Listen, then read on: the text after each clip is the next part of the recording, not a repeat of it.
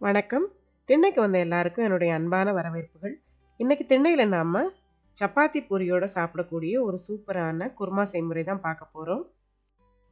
வழக்கமா நாம உருளைக்கிழங்கு சேர்த்து நிறைய குருமா வகைகள் பண்ணுவோம். இந்த செய்முறையில் நாம சக்கரவள்ளி கிழங்கு அல்லது சீனி கிழங்கு அப்படின்னு சொல்லுவோம். அந்த இனிப்பான கிழங்கு சேர்த்து இந்த குருமா பண்ண போறோம். பொதுவா இந்த சக்கரவள்ளி கிழங்கு காலை உணவா கூட தேங்காய் சீனி சேர்த்து சாப்பிடுவாங்க. இந்த குருமா செய்முறைக்கு நாம எடுத்திருக்கிறது 350 கிராம் அளவுக்குள்ள 2 சீனிக்கிழங்கு எடுத்திருக்கேன். இது வந்து நல்லா தோலை சீவிட்டு நாம சின்ன சின்ன துண்டுகளா நறுக்கிக்க போறோம். தோலை சீவி வெளியே வச்சோம்னா அதோட நிறம் கொஞ்சம் மாற தொடங்கும். அதனால நம்ம உடனே அதை வந்து தண்ணீர்ல போட்டு வச்சுட்டோம்னா அது அப்படியே வெள்ளையா நிறம் மாறாம இருக்கும் நமக்கு. இப்போ சீனி கிழங்கு நறுக்கி தயார் பண்ணியாச்சு. அடுத்ததா நான் ஒரு வெங்காயம், 2 பச்சை மிளகாய், ஒரு தக்காளி இதெல்லாம் இந்த மாதிரி நறுக்கி வச்சிருக்கேன். இப்போ நேரடியாக செய்முறைக்கு போயிடலாம். நான் வந்து 2 டீஸ்பூன் அளவுக்கு தேங்காய் எண்ணெய் எடுத்திருக்கேன்.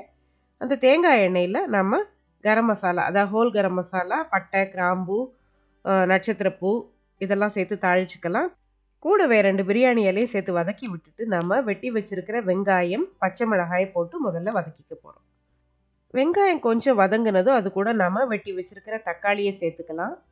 அடுத்ததாக கூடவே நம்ம இஞ்சி பூண்டு விழுது 1 டீஸ்பூன் அளவுக்கு சேர்த்துக்கிறோம். இது ரெண்டையும் சேர்த்து கொஞ்சம் பச்சை வாசனை போகிற அளவுக்கு நம்ம வதக்கி விட்டுட்டு நம்ம ஏற்கனவே வெட்டி தண்ணியில் போட்டு வச்சிருக்கிற சீனிக்கிழங்கு துண்டுகளை இதில் சேர்த்துக்கலாம். இது நம்ம குக்கரில் போடுறதால இப்போ ரொம்ப தக்காளி வதங்கணும்னு நமக்கு அவசியம் இல்லை. இப்போ நறுக்கின சீனிக்கிழங்கு துண்டுகளை சேர்த்துட்டு நம்ம இந்த குருமாக்குரிய மசாலாவை சேர்த்துடலாம். 1/4 டீஸ்பூன் மஞ்சள் தூள், ஒரு 1/2 டீஸ்பூன்லேருந்து 3/4 டீஸ்பூன் அளவுக்கு வத்தல் தூள், 1 டீஸ்பூன் மல்லித்தூள், கூடவே ஒரு 1/4 டீஸ்பூன் கரம் மசாலா சேர்த்துட்டு இந்த குருமாவுக்கு நம்ம ஒரு 100 மில்லி அளவுக்கு தேங்காய் பால் சேர்க்க போகிறோம். இந்த தேங்காய் பாலை சேர்த்துட்டு அதே அளவுக்கு நான் தண்ணீரும் சேர்த்துருக்கேன்.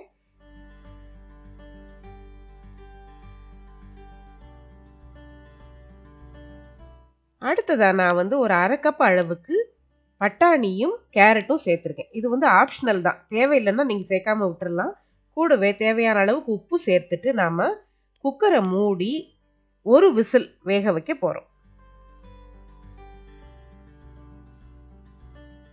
குக்கரை திறந்த பிறகு கொஞ்சமாக கொத்தமல்லி தழை நம்ம மேலே வெட்டி போட்டுட்டு நம்ம கலந்து விட்டு இந்த குருமாவை பரிமாறலாம். இது ரொம்ப ரொம்ப டேஸ்ட்டாக இருக்கும்.